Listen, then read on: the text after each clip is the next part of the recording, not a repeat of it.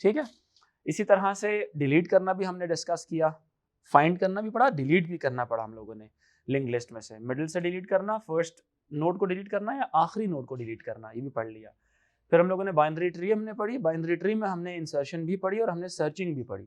ठीक है, binary tree में सबसे पहली नोड बनती थी आपकी रूट ट्री, और जो नोड उससे छोटी होती थी वो लेफ्ट पे जाती थी, जो बड़ी होती थी वो राइट पे जाती थी। फिर एक और भी एब्स्ट्रैक्ट डेटा टाइप है, वो है हैश टेबल्स का। ठीक है, हैश टेबल्स में क्या होता है, एक हैशिंग एल्गोरिदम, एक ऐसा एल्गोरिदम जो आपके एक रिकॉर्ड स्ट्रक्चर के ऊपर, जिसमें आपने ना जैसे रैंडम फाइल एक्सेस के अंदर या डायरेक्ट फाइल ऑर्गेनाइजेशन के अंदर या रैंडम फाइल ऑर्गेनाइजेशन के अंदर आप क्या करते हैं कि आपने जाके डेटा आइटम को देखना होता है, और डेटा आइटम के अंदर होता है एक रिकॉर्ड, रिकॉर्ड में होते हैं बहुत सारे एट्रीब्यूट्स। आपने उन तमाम एट्रीब्यूट्स को जो किसी एक एंटिटी के साथ मुंसलिक हैं, एसोसिएटेड है, उसको आपने मेमोरी में किसी एक खास जगह में जाके स्टोर करना होता है। वो जो खास जगह होती है ना, वो एक खास एल्गोरिदम से निकलती है। ठीक है, तो वो खास एल्गोरिदम से किस तरह से निकलती है लेट्स से आप डिवाइड करते हैं प्राइमरी की को, आप रिकॉर्ड के अंदर एक प्राइमरी की डेवलप करते हैं, उसको डिवाइड करते हैं एक सर्टेन बड़े नंबर के साथ। ठीक है, उसका जो रिमाइंडर मिसाल के तौर पे आता है, आप उसको एज एन एड्रेस कंसीडर कर सकते हैं। ये जो एल्गोरिदम्स होते हैं, एक कह लें एड्रेस निकालने के, एल्गोरिदम कोई भी हो सकता है। जनरली मैं डिवाइड करवा के रिमाइंडर्स ले लेता हूँ। ठीक है, और जो रिमाइंडर्स आते हैं वो हर दफा प्राइमरी की, चूंकि की फील्ड वो यूनिक होती है, तो हर दफा जब डिवाइड किया जाएगा तो एक यूनिक एड्रेस ही निकलने चाहिए। कैसे नंबर से डिवाइड करें कि every time answer is unique answer. क्या ख्याल है, ठीक है ये बात कि नहीं? और इसी तरह से वो जो एड्रेस निकलता होता था, उसकी बेस पर हम अपने उस पूरे रिकॉर्ड को एक खास जगह में जाके क्या कर देते थे, स्टोर कर देते थे। नेक्स्ट टाइम कोई नया रिकॉर्ड आता था तो वो अपनी जगह ढूंढ के उस जगह में जाके सेव हो जाता था। अब इससे फायदा ही होता था कि आपको लीनियर सर्च करने की जरूरत नहीं पड़ती थी, आप रैंडम सर्च डायरेक्ट उसको एक्सेस कर सकते थे। डायरेक्ट एक्सेस किस तरह करते थे, सेम एल्गोरिदम लगाते थे। आपको पूरा रिकॉर्ड भी नहीं चाहिए होता था, आपको सिर्फ उस रिकॉर्ड की फील्ड चाहिए होती थी। आप की फील्ड के ऊपर दोबारा से वही एल्गोरिदम लगाते थे, जो एल्गोरिदम आपने पहले लगा के एक रिमाइंडर निकाल के और वो उस एड्रेस पे जाके स्टोर किया, सेम एल्गोरिदम दोबारा लगाते हैं उसी की फील्ड के ऊपर, क्योंकि आप तो एक्सेस कर रहे हैं, सर्च कर रहे हैं। पहले आपने सेव किया था, ऑर्गेनाइज किया था, आपने स्टोर किया था, आपने इंसर्ट किया था। अब आप क्या कर रहे हैं, आउटपुट कर रहे हैं, एक्सेस कर रहे हैं, सर्च कर रहे हैं। समझ रहे हैं बात कि नहीं? तो सर्चिंग के लिए आपने सेम एल्गोरिदम लगाना, सो दैट आपको उसका एड्रेस पता चल जाए, वहां से पूरे रिकॉर्ड को फेच कर देते थे। ठीक होगी बात ये। अब इसके बाद क्या होता था, कि अब मिसाल के तौर पे जब बहुत ज़्यादा सारे रिकॉर्ड्स आ गए आपके पास, आपने डेटा स्टोर करने लग गए, तो वो क्या होता था कि अगर कभी को आपके एल्गोरिदम में थोड़ा सा ऐसा कोई पॉइंट आता है कि जिसमें वैल्यूज या की फील्ड के जो आखिरी डिजिट्स हैं, पूरी की फील्ड डिफरेंट है, आखिरी डिजिट सेम है मिसाल के तौर पे, और आप उसको डिवाइड कर दे। जैसे मिसाल के तौर पे एक की फील्ड है, वो उसके आखिर में आता है 01, ठीक है, दूसरी की फील्ड के भी आखिर में आता है 01, यानी एक की फील्ड के आखिर में आता है 101, दूसरी की फील्ड के आखिर में आता है 201। ठीक है, और आप उसको डिवाइड करते हैं 100 से, तो दोनों के रिमाइंडर्स आएंगे 1 ही। दोनों के रिमाइंडर्स क्या आएंगे, 1 ही आएंगे। तो जो 1 है ना, वो होगा एड्रेस। आपने जब उसको स्टोर कराना होगा, तो स्टोर कराने के लिए 1 पे जब जाके पहले डेटा को आप स्टोर करेंगे, वो तो स्टोर हो जाएगा। जब 201 वाले को स्टोर करेंगे, वो तो कहेगा भाई पहले से यहाँ पे कोई ना कोई चीज़ क्या है, पड़ी भी है, तो वो उधर नहीं रखेगा, वो आगे चला जाएगा। उसके बाद अवेलेबल नेक्स्ट स्लॉट में जाके सेव कर लेगा। अभी आप पे डिपेंड करता है कि आप अगली स्लॉट उसको देते हैं या पीछे की तरफ लेके जाते हैं। आगे की तरफ लेके जाते हैं तो वही जो आपका इंडेक्स निकलेगा, index equal to index plus 1, सिर्फ तब जब वो वाली की फील्ड ऑलरेडी क्या है, फिल्ड है। ठीक है, ये हैशिंग एल्गोरिथम का कॉन्सेप्ट था। पास्ट में ये थी ये चीज़, लेकिन अब करंट सिलेबस के अंदर ये चीज़ रिमूव कर दी गई है। हैशिंग हैश टेबल्स इसको कहा गया था, इस एब्स्ट्रैक्ट डेटा टाइप को। अब आज जो हम करेंगे काम, अभी हमारा प्रोग्रामिंग से रिलेटेड काम खत्म हुआ हुआ है, अभी हम ऐसे कॉन्सेप्ट चीज़ को डिस्कस करेंगे। एआई के अंदर चीज़ इस्तेमाल होने वाला एक एब्स्ट्रैक्ट डेटा टाइप है, वो है ग्राफ्स का। ग्राफ्स क्या करता है, वो रिलेशनशिप होल्ड करता है। ग्राफ क्या होता है कि जब बहुत ज्यादा सारी नोड्स होती हैं और हर नोड का दूसरी नोड के साथ एक रिलेशनशिप, एक कनेक्शन, जैसे लिंक लिस्ट का एक ही नोड के साथ ताल्लुक होता है, ग्राफ्स का क्या होता है, एक नोड का मल्टीपल नोड्स के साथ ताल्लुक होता है, और उस ताल्लुक के बीच में जो उनका कनेक्शन होता है, they are joined, those nodes are joined और they are related with an edge. उनके बीच में होता है एक एज, और एज के ऊपर एक होता है उसका एक अपना वेट, एक वैल्यू होती है, जो उन जैसे नहीं होता कि एक केमिस्ट्री में आप लोग जैसे फॉर एग्जांपल पढ़ते हैं जी रिएक्टेंट्स, और जब वो आपस में मिलते हैं तो बनता है प्रोडक्ट। ठीक है, Na सोडियम और क्लोरीन मिक्स होता है तो बनता है सॉल्ट, NaCl मिसाल के तौर पे, ठीक। ये जब मिलते हैं तो दरमियान में जो ना होता है इनके कुछ ना कुछ क्या कैटलिस्ट भी चाहिए होते हैं इस रिएक्शन को मेक श्योर करने के लिए कि ये रिएक्शन हो। वो टेम्परेचर भी हो सकता है, वो presence of any other element भी हो सकता है, ठीक है, बात समझ आ रही है कि नहीं, ताकि ये दोनों रिएक्ट कर जाए। इसी तरह से दो नोड्स का आपस में जो ताल्लुक है ना वो ताल्लुक होना जरूरी है, सो दैट एक नोड दूसरे नोड के साथ कनेक्ट हो जाए। तो जो इनका ताल्लुक है ना उसको हम एज बोलते हैं। एज के ऊपर डाला जाता है एक वेट। समटाइम ये जो जनरलाइज्ड आपके पास जो दो नोड्स होते हैं वो इस नोड से उसका भी ताल्लुक होता है और उस नोड से इसका भी ताल्लुक होता है। एंड समटाइम्स जब डायरेक्टेड ग्राफ्स हम डिस्कस करते हैं तो एक नोड से दूसरी नोड तक तो आप जा सकते हैं फॉलोइंग सर्टेन स्टेप्स, यानी एक वेट फॉलो करते हुए वैल्यू 4, 5 व्हाटएवर इट इज, वो आप उस तरफ जा सकते हैं। लेकिन वहां से वापसी आप नहीं आ सकते, उसके लिए वापस आने के लिए आपको एक डिफरेंट वेट चाहिए होता है डायरेक्टेड ग्राफ्स के अंदर, ठीक है। तो ये जो ग्राफ्स का जो कॉन्सेप्ट है ना ये बड़ा यूजफुल है, ये दो चीजों के बीच में रिलेशनशिप को होल्ड करने के काम आता है। अब एक जगह आप जाते हैं, उस जगह के साथ एसोसिएटेड जितनी आगे फर्दर ऑन जगह हैं वो सारी आगे कनेक्टेड होती है। जैसे आपकी ब्राउजिंग हिस्ट्री जो सी होती है, आप एक जगह में जाते हैं, वेबसाइट ओपन करते हैं, वेबसाइट ओपन करने के बाद उधर connectivity of many other websites होती है। आप एक हाइपरलिंक पे क्लिक करते हैं, आप किसी और जगह चले जाते हैं, उधर हाइपरलिंक पे क्लिक करते हैं, किसी और जगह चले जाते हैं। तो it's all about what connections जो आपके दो वेबसाइट्स के बीच में डेवलप हुआ होता है। ग्राफ्स वहां पे भी इंप्लीमेंट किए जा सकते हैं। आपके जो मैप्स होते हैं, एक पॉइंट से दूसरे पॉइंट तक आपने जाना है, there are all routes available, बहुत ज्यादा सारे रूट्स अवेलेबल होते हैं। मतलब क्या है, डिफरेंट स्टॉप्स को उसने अपने पास रखा होता है। जैसे फॉर एग्जांपल आप इंग्लैंड जाते हैं, आप एक बस स्टॉप के ऊपर खड़े हैं और आप दूसरे बस स्टॉप की लोकेशन डालते हैं, तो उस बस स्टॉप तक पहुंचने के लिए हो सकता है 500 रास्ते हों, लेकिन आपको सिर्फ एक रास्ता, प्राइमरी रास्ता, और एक आपको सेकेंडरी रास्ता और एक टर्शियरी रास्ता बताया जाता है कि अगर आप इस रूट से जाएंगे, प्राइमरी कौन सा वाला रूट होगा जिस पे ट्रैफिक सबसे कम होगी, जिसका शॉर्टेस्ट रूट होगा और टाइम सबसे कम लगेगा। इन तीनों फैक्टर्स को नोट करके आपको बताया जाता है कि दिस इज द, वो जो ब्लू कलर का जो आ जाता है या वो ग्रीन कलर का आ जाता है, जो ग्रे कलर का आता है वो सेकेंडरी होता है, उस रास्ते से भी आ जा सकते हैं, बट उसमें लिखा होता है सिमिलर ETA या लिखा होता है 2 मिनट स्लोअर। बात समझ आ रही है कि नहीं। और उसके रास्ते में जब आप किसी भी रूट की तरफ जाते हैं तो इट टेल्स यू, जब आप डिटेल्स खोलते हैं तो बताता है इस रूट से इस बस स्टेशन से उस बस स्टेशन, उस बस स्टेशन से इतने पैदल चलना है, उधर से उस बस स्टेशन, उधर से उस bus station, and then you will reach to your destination. तो कहा जा सकता है कि ये जो सा ग्राफ्स का जो कॉन्सेप्ट है इट इज वेरी यूजफुल, ठीक है। पहली बात तो ये करता क्या है, ग्राफ्स एक नॉन लीनियर डेटा स्ट्रक्चर है, हमेशा एक ही रूट नहीं बताता, ये रूट अपने चेंज करता रहता है, ठीक है। It's a non linear data structure consisting of nodes and edges. It is a non-linear data structure consisting of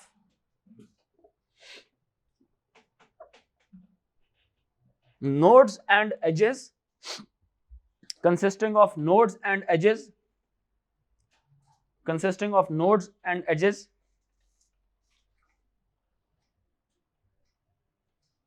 It is used to record relationship between things.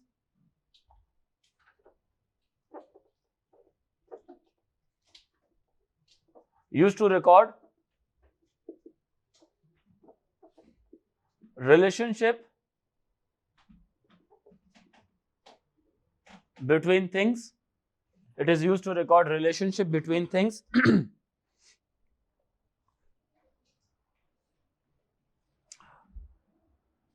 Nodes को मैं वर्टिसेस भी कह सकता हूं, ठीक है। नोड्स हो या वर्टिसेस हो एक ही बात है ये, ठीक है। जैसे फॉर एग्जांपल एक है वर्टेक्स 1, एक है वर्टेक्स 2 और एक है vertex 3। These are for example nodes. ये क्या है, आपकी नोड्स हैं, ठीक है। इनको क्या कहा जाता है, नोड्स कहा जाता है, ठीक है। और नोड्स के अंदर ये जो सी जगह हैं, it is an edge connecting vertex 1 vertex 2, edge connecting vertex 2 and 3, edge connecting vertex edge 1 and 3 and 2 and 3, ठीक है ये बात कि नहीं। एजेस क्या होते हैं, they connect the nodes, edges क्या होते हैं? Connects the nodes. एजेस कैसी हो सकती हैं? डायरेक्टेड भी हो सकती हैं और नॉन डायरेक्टेड भी हो सकती हैं। डायरेक्टेड भी हो सकती हैं, नॉन डायरेक्टेड भी हो सकती हैं। एजेस कैन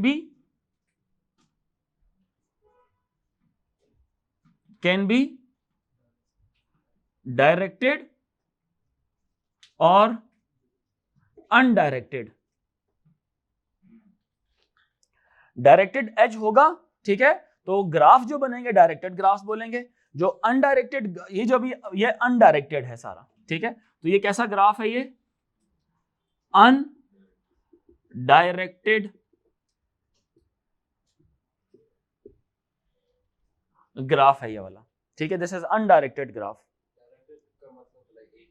डायरेक्शंस एक तरफ से दूसरे एक नोड से दूसरी नोड तक डायरेक्शन और दूसरी नोड से एक नोड तक डायरेक्शन। और कुछ नोड्स इस तरह की होती हैं कि जो एक तरफ तो अलाउ करती है, दूसरी तरफ अलाउ नहीं करती। मिसाल के तौर पे ट्रैफिक व या बस रूट्स के अंदर इट इज आल्सो पॉसिबल कि you are going from one path to another path, rail track आपका चल रहा है, वापसी का रेल ट्रैक अंडर मेंटेनेंस है, यहां से उधर जाएंगे तो you might take half hour, but from there to there you might take infinite hours, because rail track जब तक ठीक नहीं होगी तब तक you are not allowed to come through the same path.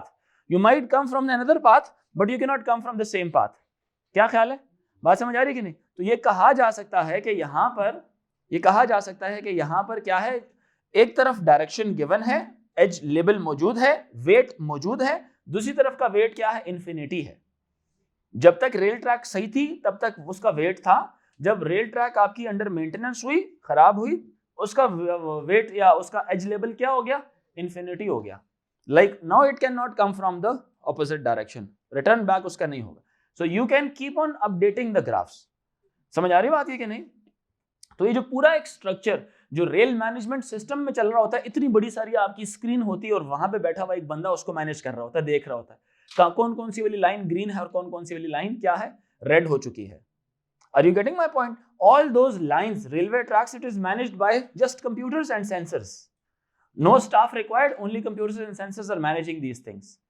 ठीक है, आपने बहुत सारी मूवीज में देखा होगा ऐसे बहुत से स्ट्रक्चर्स गिवन होते हैं। तो ग्राफ्स कहाँ पे? एयरप्लेन्स में इस्तेमाल हो सकते हैं, रेल ट्रैक्स में इस्तेमाल हो सकते हैं, बस रूट्स को डिफाइन करने के लिए मैप्स में इस्तेमाल हो सकते हैं। ये समझ रहे मेरी बात के नहीं? प्रैक्टिकल वेबसाइट्स पे इस्तेमाल कर सकते हैं, social media websites that are connected उनको कर सकते हैं आप। You might be the node, Facebook is connected to Instagram and Facebook is also connected to Google. अब Facebook पे एक ऐड गलती से किसी ऐड पे क्लिक हो जाए, आप देखें Instagram पे भी you will get the same ads. आप एक वीडियो सर्फ कर रहे हैं, कोई भी ऐड आता है, गलती से आपका हाथ अगर उस पर लग जाए ना, तो गलती से हाथ लगने का मतलब है system is acknowledging you might have interest in certain things. आपको इंटरेस्ट है उस चीजों की तरफ, और आप अगर यूज कर रहे होते हैं ना app, the amount of time आपकी स्क्रीन के ऊपर एक पूरा उसका स्पॉन्सर्ड एड की वीडियो चल रही है, how much time you spend watching that sponsored ad, not even clicking that, वो टाइम मैनेज किया जाएगा, देखा जाएगा you might be interested in these things. So every social media platform which is connected with your email address, the same email address will have the same type of sponsored ads. Maybe you get convinced for buying certain things. Are you getting my point? Because the person who used that social media platform, he paid for it. He paid for the sponsored ad. He's paying to the social media community, Facebook, Instagram, YouTube, TikTok, Snapchat. He is paying to these website owners. उन servers को पे करता है, और वो servers क्या करते हैं? मेक श्योर करते हैं कि जो ऑडियंस हैं they see those things. Are you getting my point? कि नहीं समझ आ रही? आगे like the last year when जब होर्डिंग्स लगी हुई थी, हमारी होर्डिंग्स लगी हुई थी, it was costly. So I was of the suggestion we can use very versatile type of marketing strategy just by going to the social media marketing. We'll spend less money, we'll reach more audience, but it is not that influential. Like the psyche of people, it's like when they see you on the hoardings, they say, oh wow, what a big system it is. But when they see on the social media, because everyone is present, even जो fake लोग हैं वो भी social media पे available है, जो legitimate है वो भी available है। तो जो फेक है उनकी वजह से जो लेजिटिमेट है उनके लिए भी इतनी वर्थ कंसीडरेबल नहीं होती है, तो just people just want to skip those things, but hoarding no one can skip, वो उधर ही पड़ी हुई है। समझ आ रही बात है कि नहीं? तो खैर कहने का मतलब ये है कि लोगों से फिर क्या किया जाता है, चीज सेल की जाती है और वो उसको खरीदते हैं, ठीक है, बट रीच बहुत ज्यादा हो सकती है, लाखों लोगों तक आप रीच कर सकते हैं उसमें। Are you getting my point के नहीं? ठीक है, तो खैर एक तो इसका यूज मैंने क्या कहा, it is used to record relationship between things. अब देखें the general word is things. अब ये थिंग्स में क्या क्या चीजें हो सकती हैं, जैसे मैंने पहले कहा, number 1 bus routes, number 1 bus routes, number 2 websites,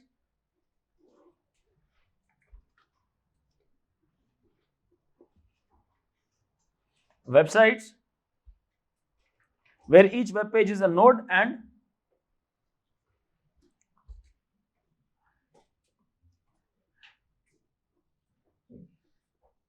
each web page is a node and the link is the edge. Link between web pages is the edge, and link between pages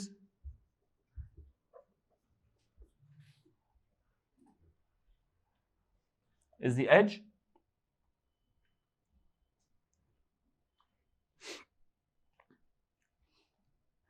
बस roots में क्या होगा, bus stops nodes हो जाएंगे, रास्ता उसके edges हो जाएंगे, ठीक है। बस स्टॉप्स क्या होंगे, बस स्टॉप्स क्या हो जाएंगे, bus stops equal two nodes, ठीक है, और उसके अलावा एजेस उसका रास्ता होंगे। तीसरे नंबर पे और क्या हो सकता है इसका, social media networks,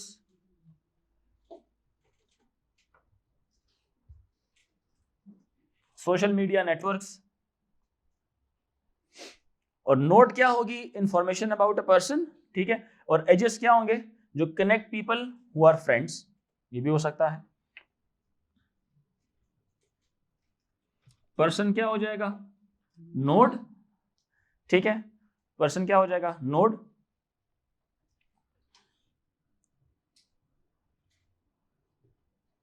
connection with friends क्या हो जाएंगे, उसके एजेस हो जाएंगे, ठीक है। इसमें इवन और फर्दर ऑन भी डिस्कस कर सकते हैं, अभी करंट बात करता हूं और फ्यूचर की बात करता हूं।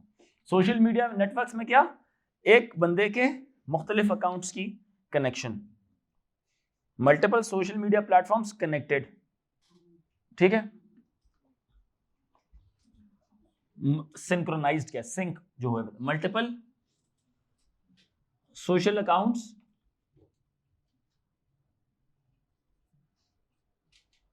synced, multiple social accounts, social media accounts, multiple social media accounts जो synced हुए होते हैं आपस में, वो भी ग्राफ्स के अंदर आ सकते हैं। क्या ख्याल है, समझ रहे मेरी बात कि नहीं? और अब एग्जांपल लेते हैं। For example there is a node A B C D E F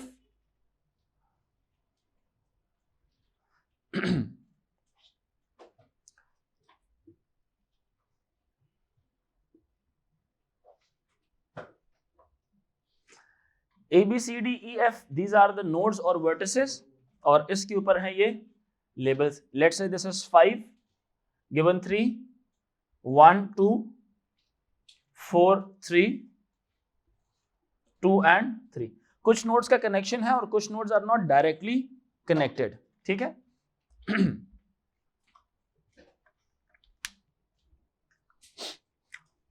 what is this, 5 क्या लिखा हुआ है, this is the weight of an edge, this is weight of an edge, ठीक है, समझ रहे ना, ये वेटेड ग्राफ है, ये कौन सा है, वेटेड। नॉन वेटेड ग्राफ जिसमें वेट्स ऐड नहीं हुए, जस्ट एजेस और नोड्स हैं, ठीक है, अनडायरेक्टेड भी है ये अनडायरेक्टेड एंड वेटेड ग्राफ है ये, ठीक है। ये क्या है यहां पर, ये है हमारी एज, जो मिसाल के तौर पे क्या चीज शो कर रही है, रेल ट्रैक है, फॉर एग्जांपल रेल लाइन हो सकती है यहां पे, जिसका एज उसने गिवन है, weight of the an edge given है, जो कि मुख्तलिफ जगहों में मौजूद है, ठीक है। और ये क्या चीज है आपकी, ये क्या है बच्चों, ये है आपका ट्रेन स्टेशन, जिसको आप क्या कह सकते हैं, नोड भी कह सकते हैं या वर्टेक्स भी कह सकते हैं, नोड भी कह सकते हैं या वर्टेक्स भी कह सकते हैं इसको, ठीक है, ये बात मुश्किल तो नहीं है। और जो नोड्स आपस में एक दूसरे के साथ एडजेसेंट अंदाज में कनेक्ट हुई भी होती है, उनको नेबरिंग नोड्स भी कहते हैं, ठीक है। Two nodes connected by an edge are also known as neighboring nodes, लिख लें, two nodes connected by an edge are also known as neighboring nodes, two nodes connected by an edge are also known as neighboring nodes, two nodes connected by an edge are also known as neighboring nodes। और ये किसकी example है, ये सारी की सारी weighted graph की, weighted graph और अनडायरेक्टेड, ठीक है, डायरेक्शंस नहीं गिवन, बस वेट गिवन है।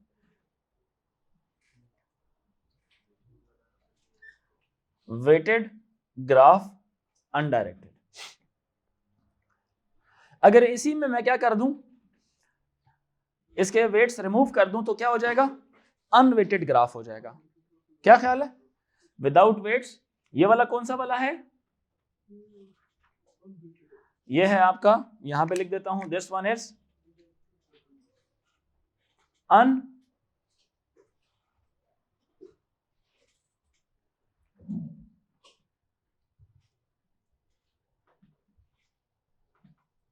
अनवेटेड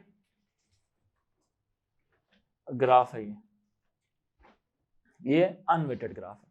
अब आते हैं जरा डायरेक्टेड ग्राफ की तरफ।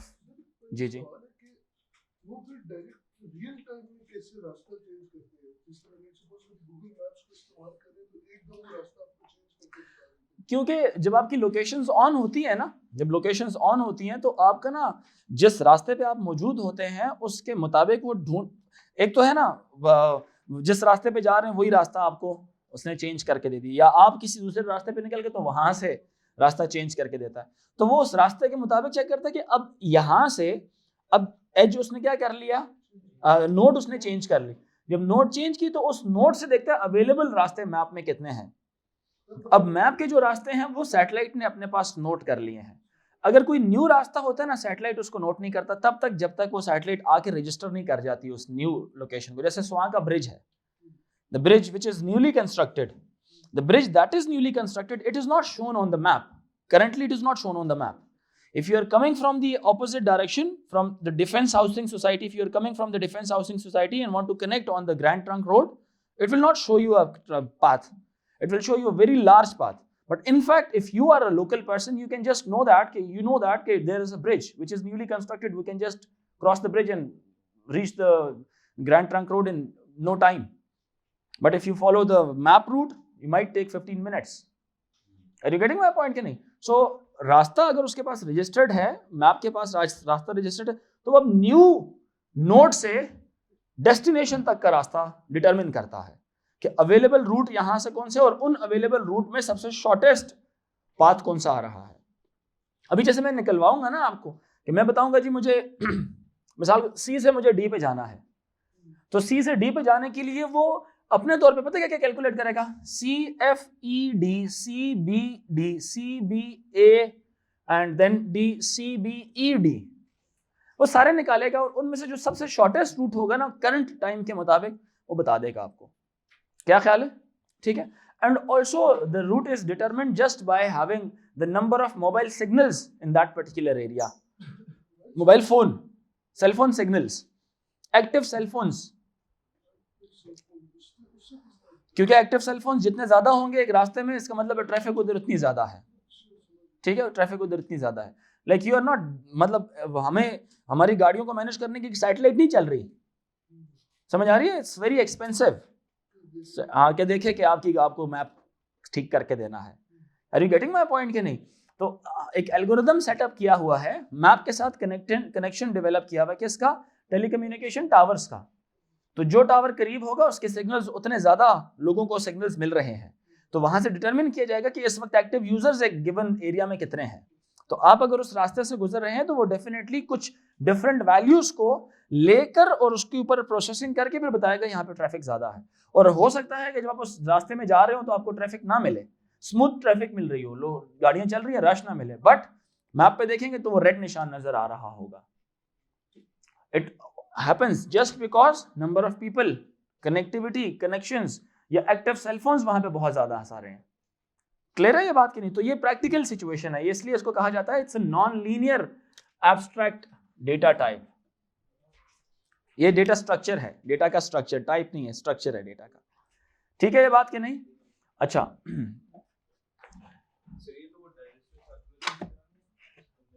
ये इनफैक्ट इसीलिए मैंने कहा ना कि ये एआई के साथ एसोसिएटेड है. ये ठीक है, एआई के साथ एसोसिएटेड है. ये एजेस, नोड्स, लेबल्स उसमें भी होते हैं. ठीक है, अब आते हैं जरा डायरेक्टेड ग्राफ्स की तरफ. पॉज करें जरा,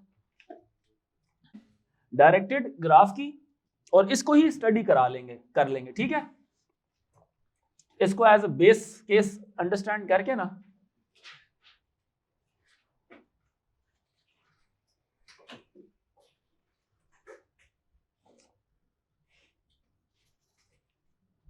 बेस केस मान के इसको हम स्टडी कर लेंगे फिर.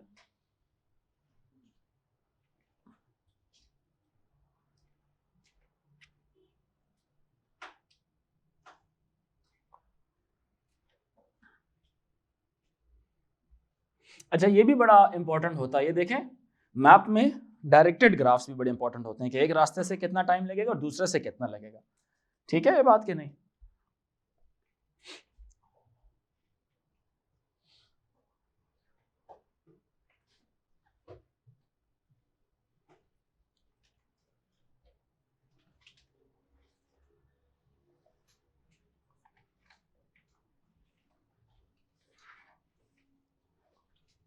It is not necessary for both the edge labels connecting two nodes must be same.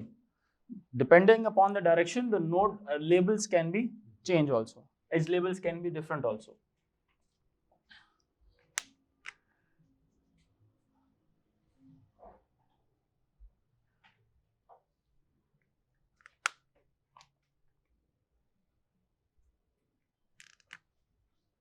And what is this in fact? ये जो यहाँ पे what is this? ये show क्या कर रहा है? It is in fact right now showing the time to travel between two different nodes. ठीक है, time सही है. इस एग्जांपल में time to travel between two different nodes. यहाँ पे different असल में कौन सी nodes हैं? कौन सी nodes हैं? नेबरिंग नोड्स हैं. ठीक है, कौन सी नोड्स हैं? नेबरिंग नोड्स हैं.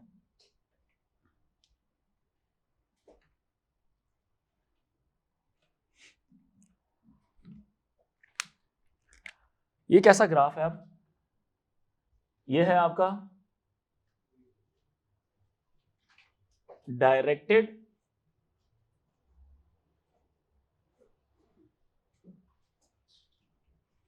Weighted graph. This is directed weighted graph. Such graphs can be used to plan journey between two different nodes. ठीक है, such graphs can be used to plan journey going from one node to another node.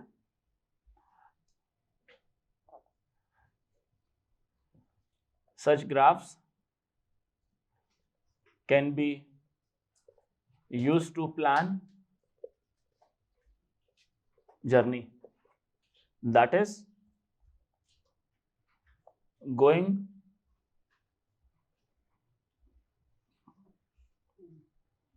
from a node to a non adjacent node.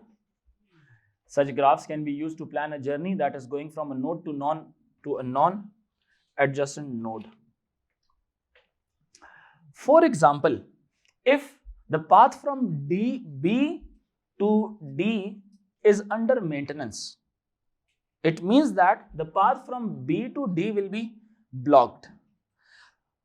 D to B is available, but B to D, Bravo to Delta is blocked. If it is blocked, then its edge label will be turned into infinity.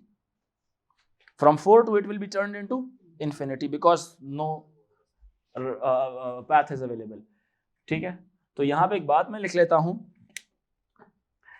If B to D is blocked, if B to D is blocked या under maintenance, blocked या under maintenance, if B to D is blocked और under maintenance, तो उसका जो as level है वो 4 से infinity पे चला जाएगा. ठीक है, then B to D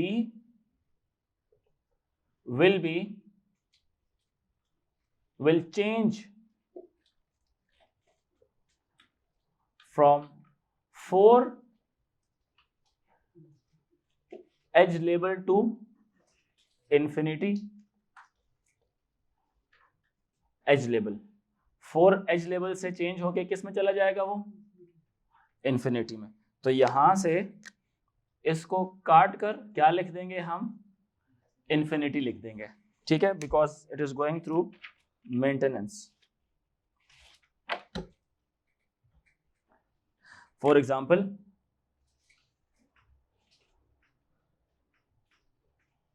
going from C to D, जरा ऑल अवेलेबल रास्ते निकालें, उसमें से चूज हम खुद कर लेंगे. ठीक है, ताकि आपको मैप्स समझ आ जाए. ठीक है ना, तो वजह से सुने. The root could be either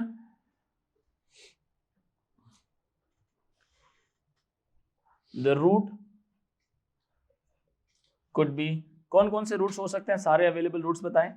एक हो सकता है C B A D, एक ये रास्ता हो सकता है, और एक हो सकता है CFED.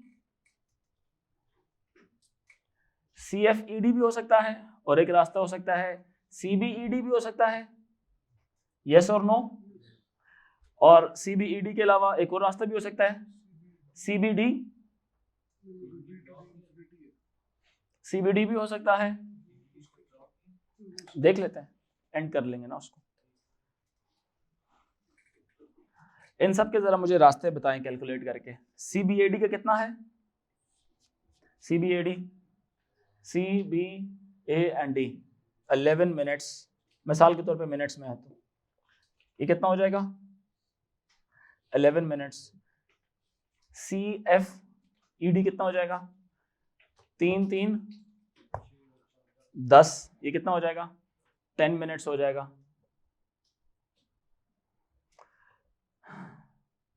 CBED कितना हो जाएगा, CBED 3 और 4 7 और 4 11 मिनट्स.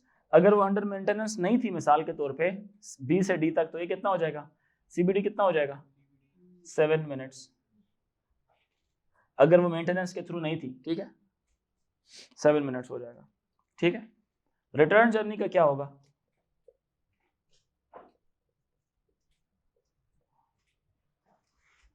रिटर्न जर्नी का क्या होगा, DABC, DABC,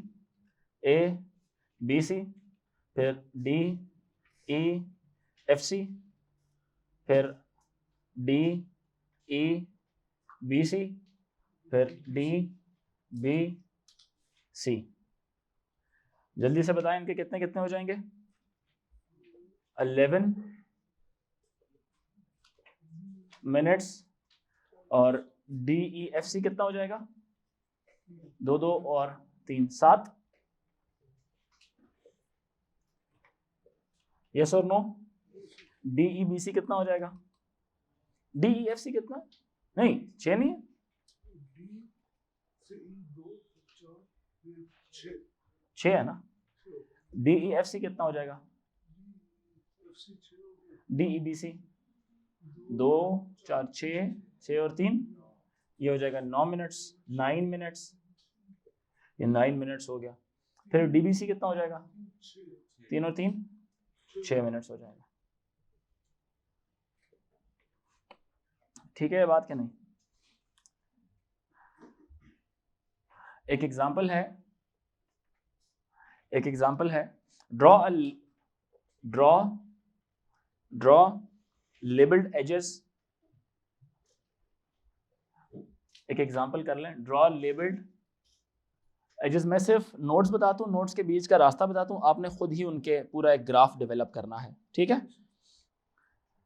draw labelled edges for a directed graph,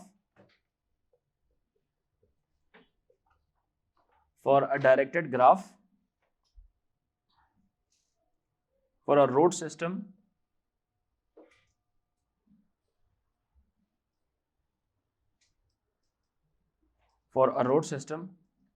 where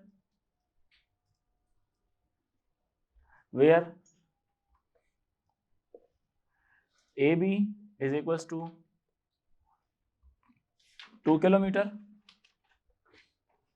one way, DA is equals to 1 kilometer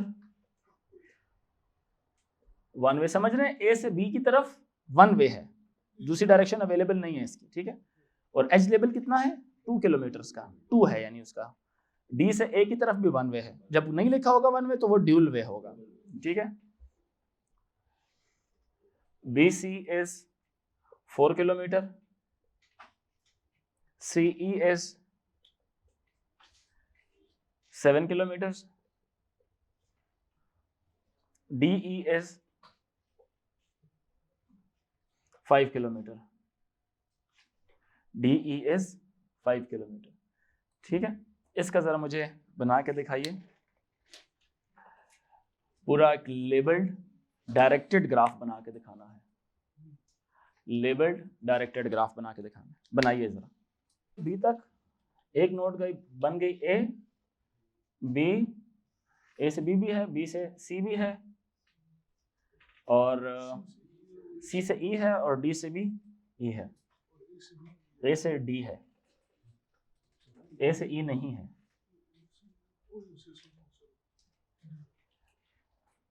ए से बी वन वे, एरो लगा दिया, इसके ऊपर लिख दिया 2। डी से ए वन वे, यहाँ पे लिख दिया 1।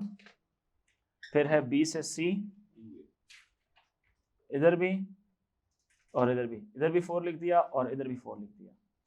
सी से ई ये 7 7, ठीक है? बी से ई है, ब्रावो से एलिफेंट पे है 9, और डी से ई 5। 2 वे हो गया ये, और ये भी 5 और ये भी 5, यानी कि एक मैप आपने क्या कर लिया, नेचुरली डेवलप कर लिया खुद ही, ठीक है? ये जब आपका सॉफ्टवेयर करेगा तो फिर वो मैप की सूरत में आपको दिखा भी देगा।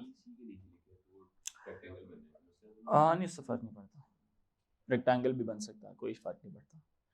आपके सिर्फ क्या चीज़ देखी जाती है, जो नोड्स का कनेक्शन है वो देखा जाता है कि कौन सी नोड्स आपस में किसके साथ कनेक्टेड है और उनके ऊपर लेबल क्या लिखा हुआ है, ठीक है? आसान है मैप इम्प्लीमेंट करना कि नहीं? मतलब रियलिस्टिकली अगर आप देखें तो ये जो गूगल मैप हमें मैप्स निकाल के दे रहा होता है, उसने पहले क्या किया होगा, सारे नोड्स अपने पास सेव रखे होंगे कि कौन कौन से नोड्स आपस में किस किस के साथ कनेक्टेड हैं। क्या ख्याल है? पूरी दुनिया के सारे नोड्स उसने अपने पास एक मेमोरी में सेव रखे हुए हैं, और आप जो भी जगह पे मौजूद हैं वो उसके हिसाब से आपको बताता है कि कौन कौन से वाले नोड्स कनेक्ट करके आगे आप जा सकते हैं। क्या ख्याल है? और उसने हो सकता है अपने जहन में 500 मीटर्स के डिफरेंट डिफरेंट नोड्स सेव किए हों कि वॉक करके कितना रास्ता कितनी देर लगेगी और उस हिसाब से, ठीक है। तो बहुत सारी डिफरेंट चीज़ें हैं जो कनेक्ट होकर आपको एक एप्लीकेशन की सूरत में मिल रही होती हैं, ठीक है। यहाँ तक बात समझ आ रही है बच्चों?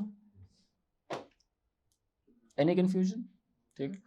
अब तो इवन इतना वो हो चुका है कि जब मैं लिटरली जब मैं बाहर जब जाता हूँ कोई तस्वीर खींचता हूँ ना, तो आफ्टर सम टाइम वो मुझे खुद प्रपोज कर रहा होता है। मैं लोकेशंस याद नहीं रखता हूँ बिकॉज उधर के इलाकों के जो नाम और उनकी रोडें सड़कें इलाके का नाम बहुत डिफिकल्ट होते हैं, सम टाइम हमसे नहीं याद होते।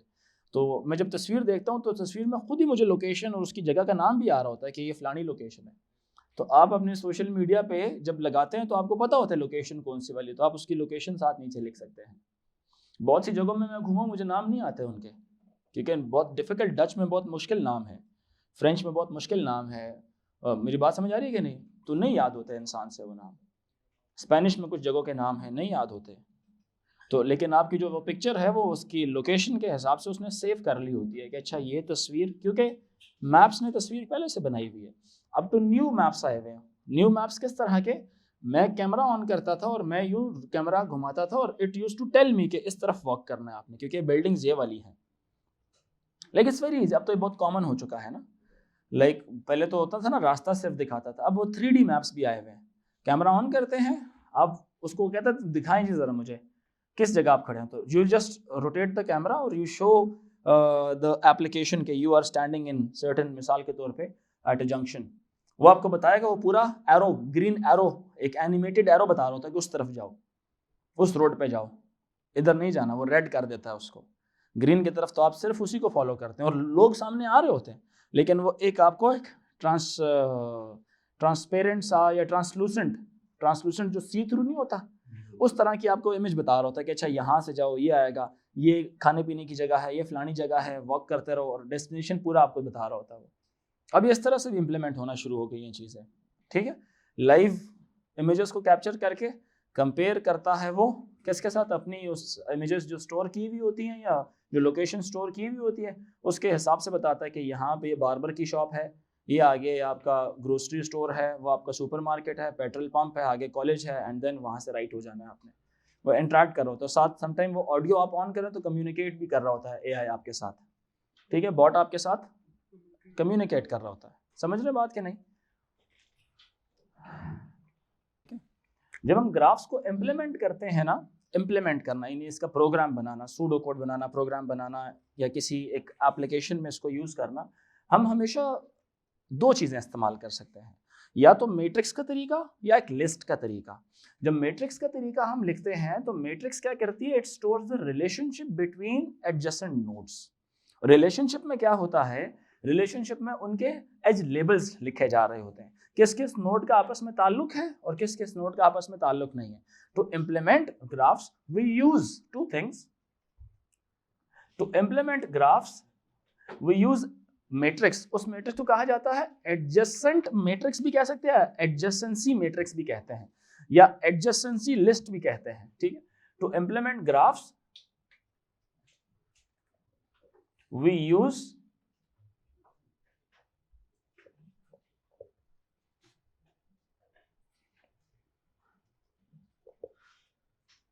adjacency matrix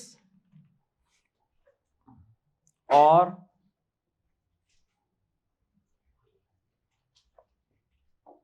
adjacency list हम इस्तेमाल करते हैं, ठीक है। It stores the relationship between every vertex to all other vertices.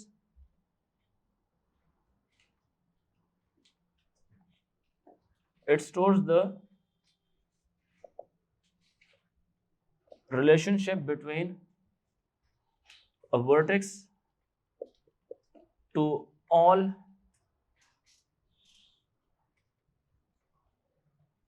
other vertices.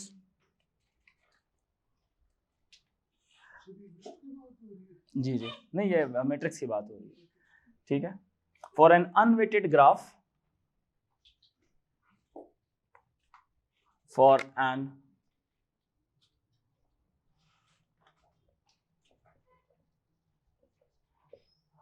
Unweighted graph, अगर अनवेटेड होगा एज कनेक्ट हो तो उसकी जगह पे उसका जो एज लेबल होगा वो 1 होगा, अगर एजेस ना हो 0, ठीक है। For an unweighted graph a 1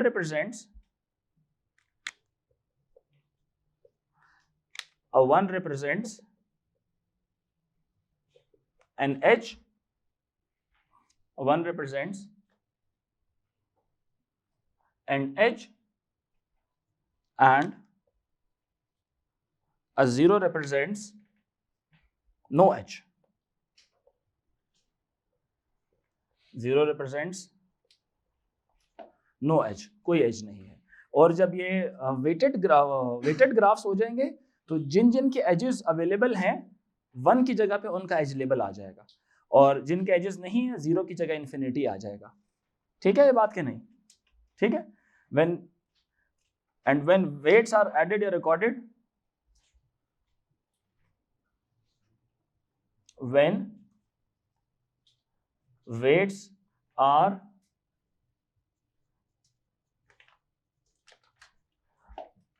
added या recorded, तो 1 को कौन रिप्लेस करता है? एज लेबल्स या वेट्स रिप्लेस कर देते हैं। ठीक है, the weights replaces the 1,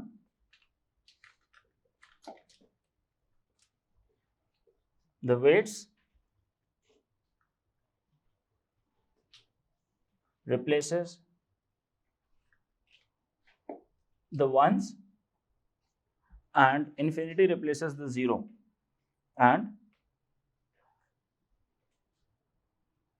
and we replace 0 with आपको पता ना infinity could be a value, इस पे चेक लगाया जा सकता है इजीली। ठीक है, वेट किसको रिप्लेस करता है? 1 को। 0 को कौन रिप्लेस कर देता है? इन्फिनिटी।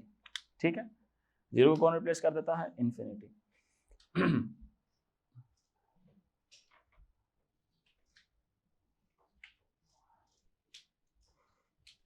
1 2 3 4 5 6 है ना हमारे पास। 1 B C D E and F,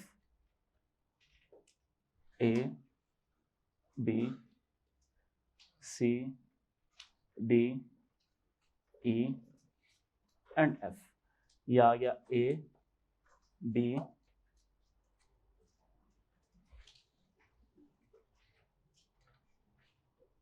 A B C D E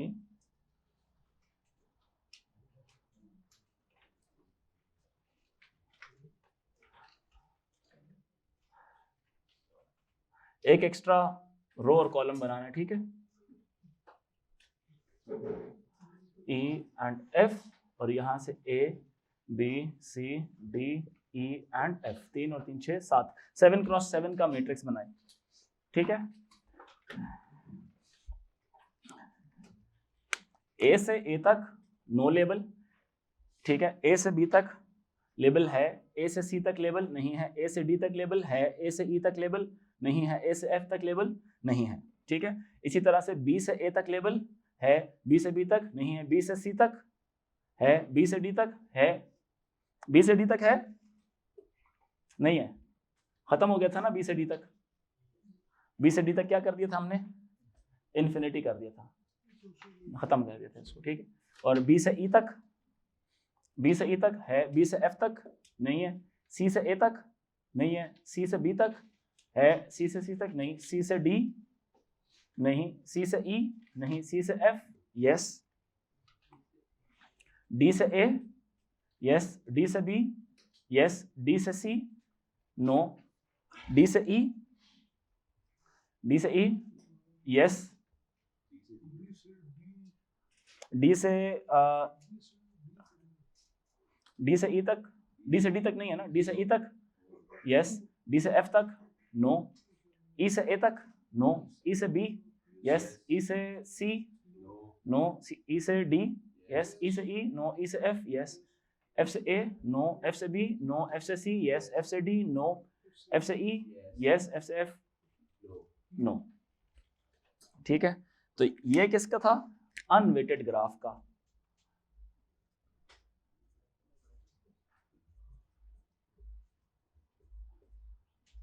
ये सिर्फ क्या शो कर रहा है? Only tells the connections available, only tells the connection available। अब इसी को हम रिप्लेस करते हैं किससे? डायरेक्टेड ग्राफ से।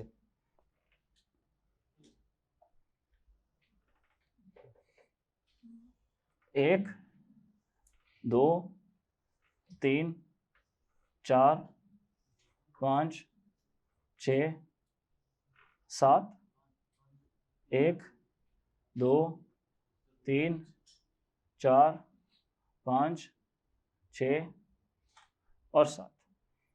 A B C D E F, A B C D E and F। ठीक है, जहां जहां 0 है वहां वहां इंफिनिटी आएगा। 1, 2, ऑल्टरनेट पे मैं इंफिनिटी आ गया, सेकंड इंफिनिटी है और लास्ट इंफिनिटी हो गया। पहला इंफिनिटी है, 3 इंफिनिटी है।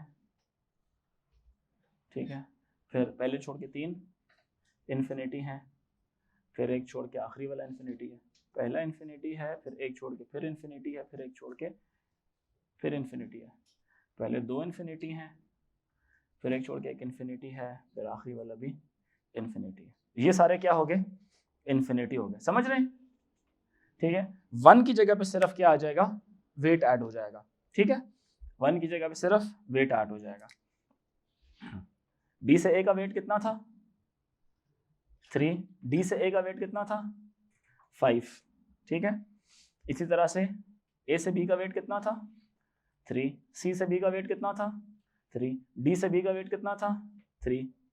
ठीक है, और E से B का वेट कितना था? 4। B से C का वेट कितना था? B से C का वेट कितना था?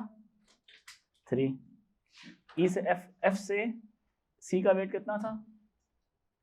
2। A से D का वेट कितना था? 5। E से D का वेट कितना था? 4। और B से E का वेट कितना था? 4। D से E का वेट कितना था? 2। F से E का वेट कितना था? 3। ठीक है, इसी तरह से C से F का वेट कितना था? C to F 3। और E से F का वेट बताएं मुझे? 2 हो गया। ठीक है, तो now this is for directed graphs. This is for directed graphs. ठीक है, डायरेक्टेड ग्राफ का ये जो बनाया हुआ है ये सारा का क्या कहते हैं? एडजेसेंसी मैट्रिक्स कहा जाता है। ठीक है, एडजेसेंसी मैट्रिक्स कहा जाता है।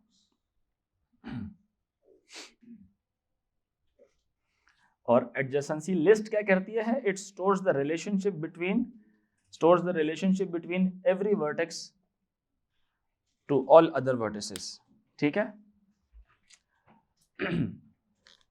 एडजेसेंसी लिस्ट क्या करती है? मैट्रिक्स क्या करता है? ये सूरत आपने देख लिया मैट्रिक्स की। एडजेसेंसी लिस्ट क्या करती है? लिस्ट आपके पास होल्ड करती है किन चीजों को? Relationship between every vertex. ठीक है,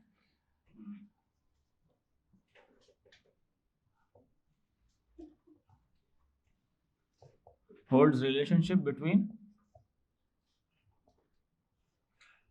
every vertex to all adjacent vertices। ठीक है, to all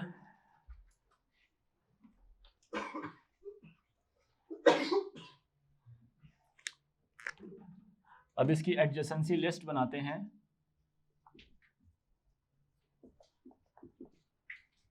एडजेसेंसी लिस्ट क्या होगी? A B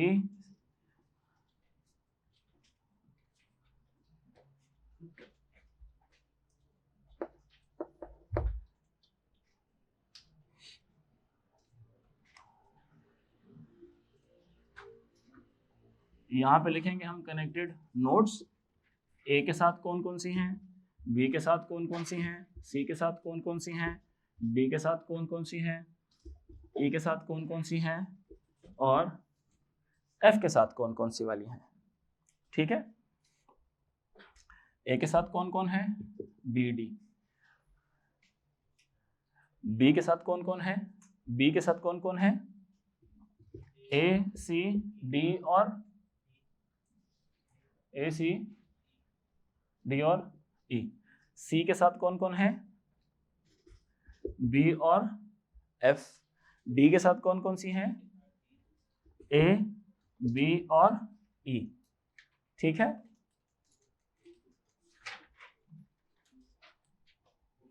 ठीक है, ये अनवेटेड के लिए है। ठीक है, डी रिमूव भी कर सकते हैं, कोई मसला नहीं, डी रिमूव कर दें इसमें से। पहले फिलहाल जनरली मैंने बना दिए अनवेटेड लिस्ट बना दिया। ठीक है, ई के साथ कौन कौन है, बी डी एफ, और एफ के साथ कौन कौन है, सी और ई हो गया। ठीक है, ये वाली लिस्ट किसके लिए बनाई है, फॉर अनवेटेड एडजेसेंसी लिस्ट है ये। ठीक है, this is unweighted adjacency list है ये। ठीक है, अब वेटेड एडजेसेंसी लिस्ट कैसी होगी,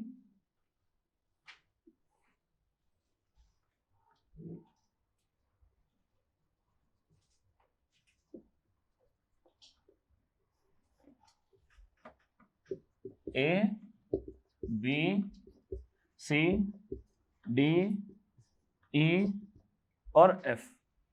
ठीक है, बी के साथ 3 है और डी के साथ क्या है 5। ये लिखने का तरीका है। ठीक है, ए के साथ कितना है, सी के साथ कितना है, डी तो है ही नहीं, ई के साथ कितना है, वेट बताएं। ए के साथ कितना है 3 3 और 4। इसी तरह से बी के साथ कितना है, और सी का एफ के साथ कितना है, बी के साथ कितना है 3 और एफ के साथ कितना है 2। डी का ए के साथ और फिर बी के साथ फिर ई के साथ। ठीक है, 5 4 और 2।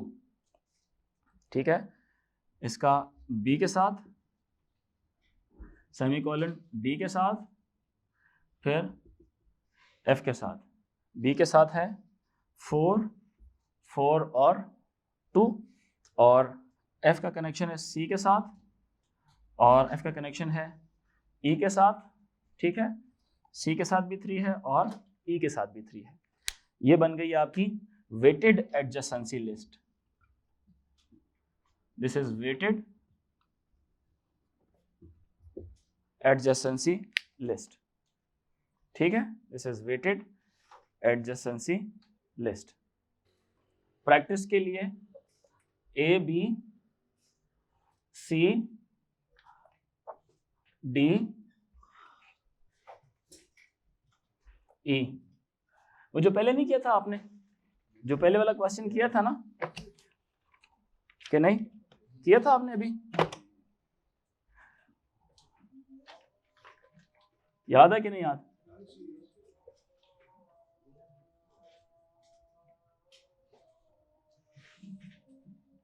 इसका आपने मुझे एडजेसेंसी लिस्ट भी बना के दिखानी है और एडजेसेंसी मैट्रिक्स भी।